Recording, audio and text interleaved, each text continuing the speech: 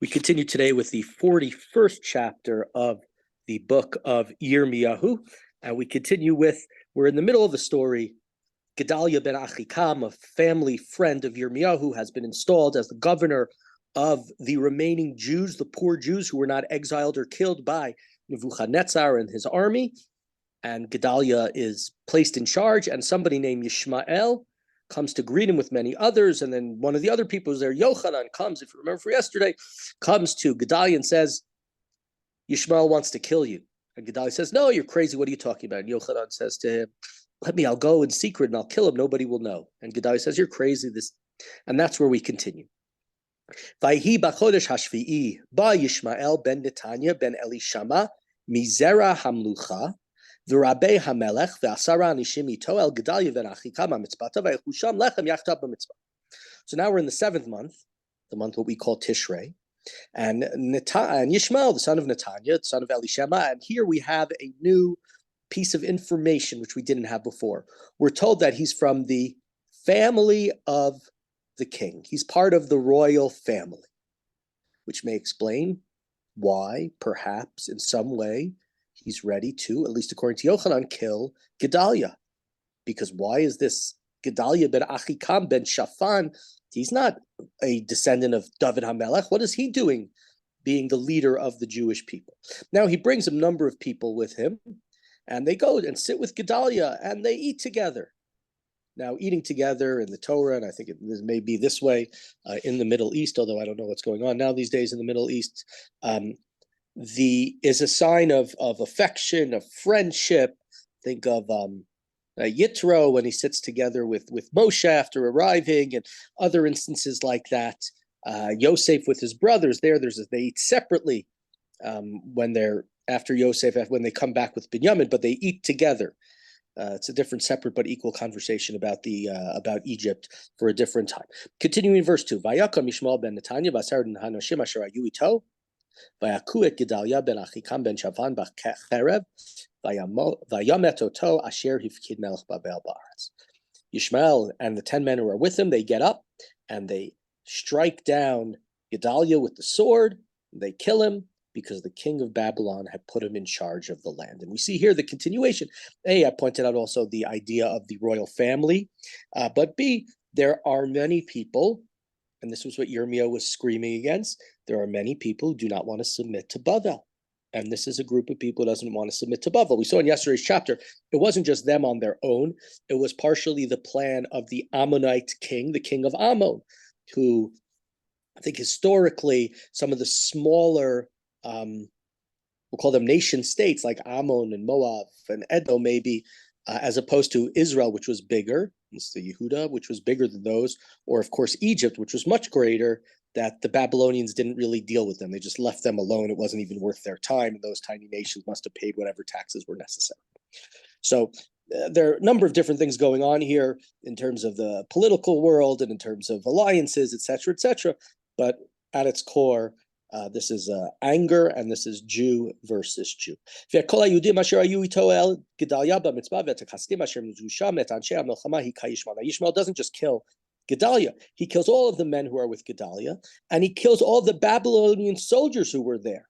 Remember, we're back two chapters ago, was it? When they install Gedaliah, they leave Babylonian soldiers there to keep the peace, but to keep the remnant of Yehuda from trying to attack again. But it doesn't succeed. The second day after Gedaliah was killed, I don't know if this means 24 hours or 48 hours. It could be all sorts of different things in the Tanakh. Nobody else knew about it.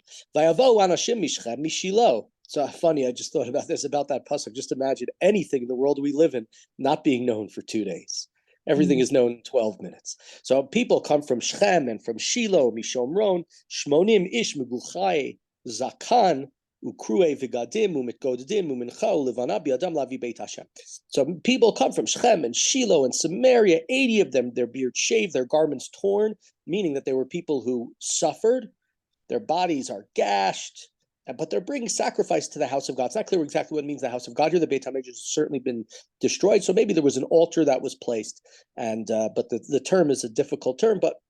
And here we see how wonderful it is that Nebuchadnezzar, following the destruction of the Beit HaMikdash, allows a small Jewish population to be there and to seemingly continue to worship their God, and what has been ruined by Yishmael.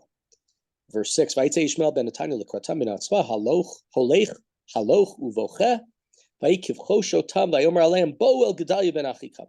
Yishmael went out to meet them for mitzvah, and he was crying when he meets them, and he's coming to them. He says, "Come to Gedalia." Vayikivvoam el toch ha'ir vayishchatem Yishmael ben Netanya el toch habor huvan Hashem asher ito. When they arrive, Yishmael kills them along with the men that are with him, and he throws their bodies into a pit. We had Yirmiyahu in the pit before, and we'll talk a little bit more about it. V'asar anashim ninsuvam vayomru el Yishmael al timitenu ki yesh lanu matmonim basadeh chitim usorim v'shemen utvash v'yechtal v'lo himitem b'toch achehem. There were 10 men who said, "Don't kill us. We have all this food. We have storehouses of wheat and barley and oil and honey." So he stopped and he did not kill them.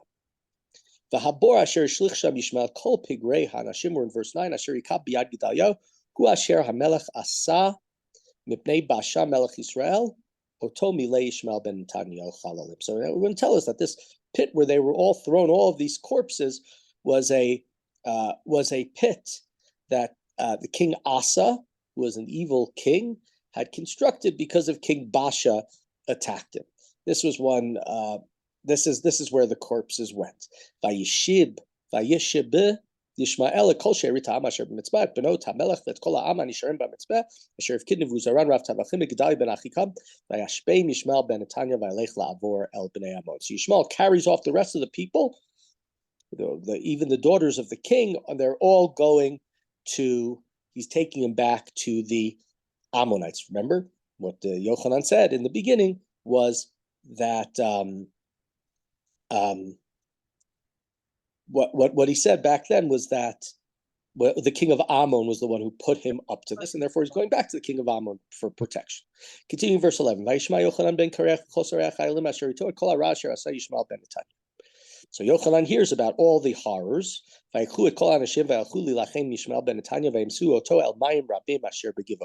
they go and they meet him by the great pool of Giv'on, maybe in the territory of Binyamin. It's not clear exactly, but we had the Giv'on, of course, was the Giv'ah, was where Binyamin, where Shaul was the first king of Israel. But it's not clear that it's the same place.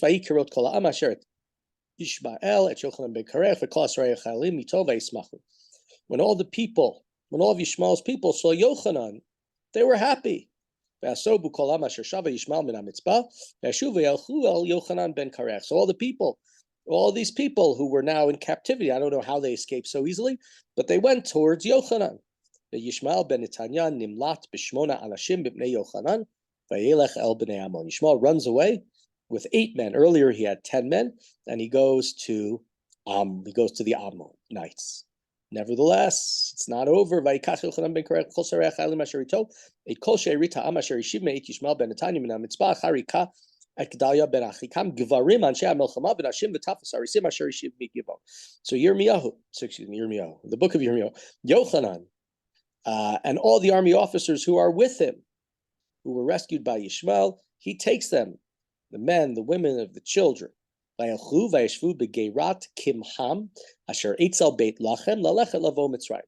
set out and they stopped at Geirut near Bethlehem on their way to Egypt. Why did they do this? So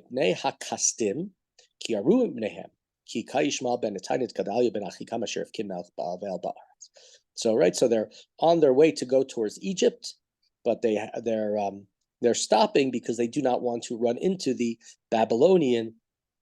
Chaldean army, lest they think that they're responsible, or that the Babylonian army says, "This is not the first time we gave you a chance. We took King Yechonia 11 years ago back to Bavel, and you guys were given a leader and then eventually rebelled against us, and now we put a new leader and you killed him and you killed our people, rebelling again." And so they're scared, they're terrified, but they're on their way to Mitzrayim. And we'll see the story is over. If we wanted to have less chapters in the book and make me speak longer on one day, it could have all been, could say in one chapter. A couple of things. One thing that's very interesting in these chapters Yirmiyahu said, I'm going to go to be with Gedaliah. We don't hear anything from Yirmiyahu in these chapters. Has he not arrived there? Is it saying that what's going on here is so far away from anything prophetic we don't want to even mention it? Just something to think about in the background. Now, there's things that are more interesting about it.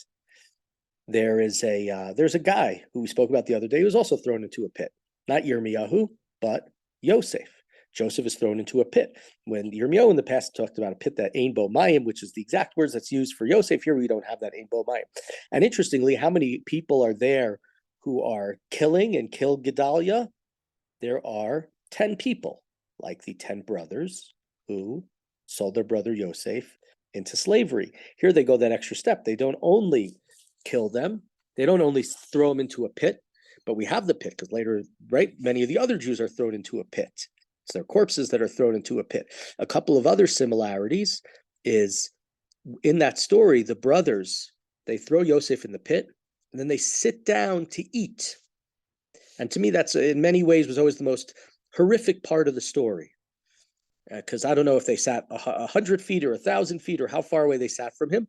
But the way I like to imagine it is them sitting 5 feet away from the pit and Yosef screaming, crying, begging, and they're not listening. So these guys, you're right, Yishmael comes and they're breaking bread with Gedaliah, pretending, and then they get up to kill him, similar to the brothers breaking bread there without Yosef. Yosef's in the pit. The person's name, who is the leader of this, is Yishmael. Who brings Yosef down to Egypt? The Yishmaelim. It's unclear. There are those who say that Yosef's brothers didn't actually sell him, that they just threw him into the pit and they went to eat. And while they were eating, that the Yishmaelim took him and sold him, and he was taken down to the Egyptians. And finally, the last thing, where are the remnant of the Jews heading? At the end of the story, they're heading to Mitzrayim. And so in many ways, I think that this chapter, and again, you can ask this question all the time, the names, Chizkiyahu, Yirmiyahu, Yeshaya, Menashe, all these names that we encounter are very often related to who they are and what they do. And here, not accidentally, the person who is the name of the person who is doing this is Yishmael, like the Yishmaelim. It's nothing about the character, the son of Avraham. And this is echoing that story, because just like that story was the sort of the worst story that we can think, brother on brother of the Jewish people, selling their brother into slavery, wanting to kill him, but not to be even doing it in their own hands. Here it's even worse. Here they don't even, it's not manslaughter. It's first-degree murder. And it's a horrific moment in our history. And, I think that if we think about in our own lifetimes, I know that on the day that Yitzhak Rabin was assassinated, that it took me back to this story. That this is a similar story, obviously not exactly the same, but a Jewish leader being killed by his own people for not agreeing and liking his political decisions. We don't know exactly what political decisions Gedaliah made, but what we do know is that certainly, without a question, he was aligned with the Babylonians, and that was something that Yishmael and the other radicals could not take, would not countenance, and they do maybe the worst brother-on-brother act going back beyond the times of, if you remember, David, when David, after Shaul was killed, there was a lot of infighting between David's general Yoav and Ishboshet's general Avner, but this has to go back to an even further time, to a worse time, to one of the worst moments in our history when Yosef's brothers sold him into slavery.